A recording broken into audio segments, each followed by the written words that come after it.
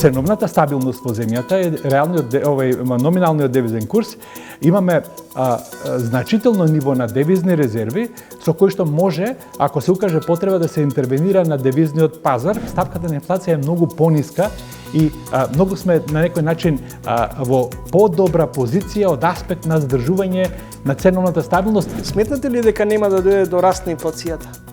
Не, најверојатно ќе има, не можам да кажам дека ќе нема. Граѓаните треба да бидат спокојни во смисла дека состојбата е под контрола.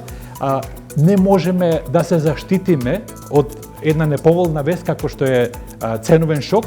Можам да ги уверам вашите гледачи дека девизниот курс останува стабилен. Предлог законот за високо образование за универзитетот во Тетово е неприфатлив. Значи, има одредби што ја дискриминират работата на некои универзитети. Во нацрт законот за високото образование, сигурно се гледале дека е предвидено во некој член, докторски студии може да организираат само највисоки 4 рангирани универзитети. Мислиме дека тоа не е добро.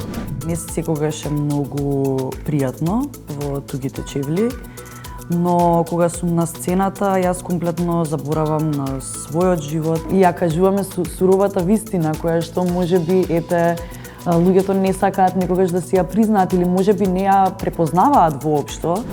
Гледајте го новото издание на Трилинг вечерва 20 часот и 45 минути.